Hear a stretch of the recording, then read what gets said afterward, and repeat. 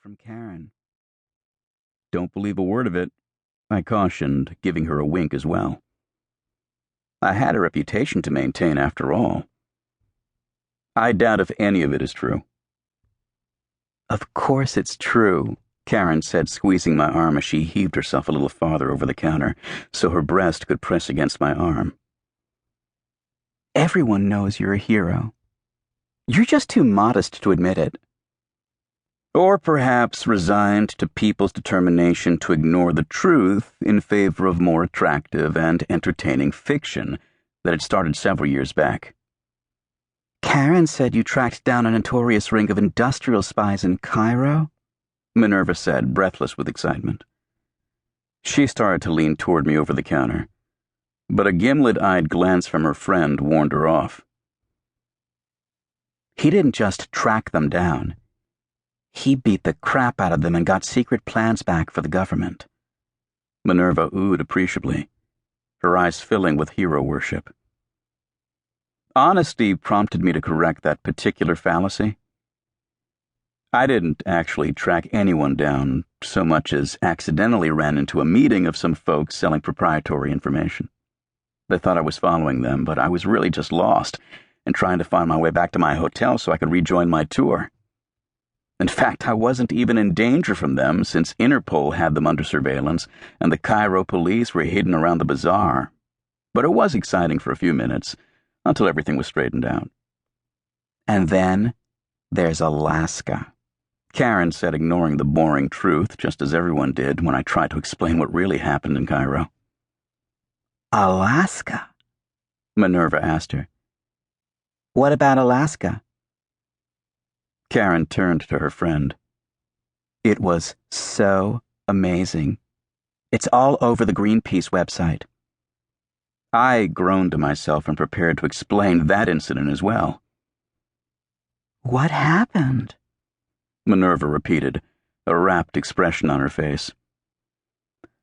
"I was on vacation, doing some fishing, and my rented boat had engine trouble.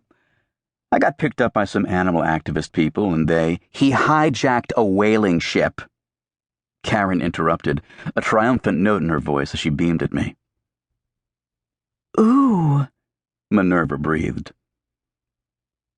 "I wasn't even part of the group," I said quickly, wondering why no one was ever willing to believe that I had been the victim of odd circumstances.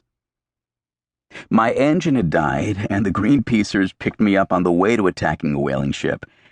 It was just the purest of coincidences that I was even on the ship at the time, and that picture of me holding a gun to the captain was totally misleading. He'd dropped it, and I was going to hand it back to him when a photographer took a picture of us." "You went to jail for that, didn't you?" Karen asked, squeezing my arm a little more insistently now, her face filled with sympathy. 3 months, I said, resigned. It took that long for my lawyer to convince the judge I had nothing to do with the whole whaler fiasco. "But the really amazing thing was in Mexico," Karen told Minerva. "I love amazing things," she said, grasping my other arm. "What happened? I'm dying to know." "Oh, Lord, not Mexico. It's really not worth talking about." "Jack was in Mexico City with Mr. Sawyer on some business matters, and Mr. Sawyer was kidnapped by radical Mexican anti-technology fanatics," Karen said, her gaze earnest and fervent as she told the story to her friend. "Jack rescued Mr. Sawyer right as the fanatics were about to sacrifice him on a Mayan altar. He saved his life." "Saved Mr. Sawyer's life?" Minerva gasped.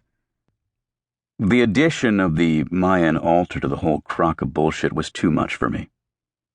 "There was no altar, Mayan or otherwise," I said firmly. "Mr. Sawyer totally swore his undying gratitude," Karen answered her, nodding vehemently.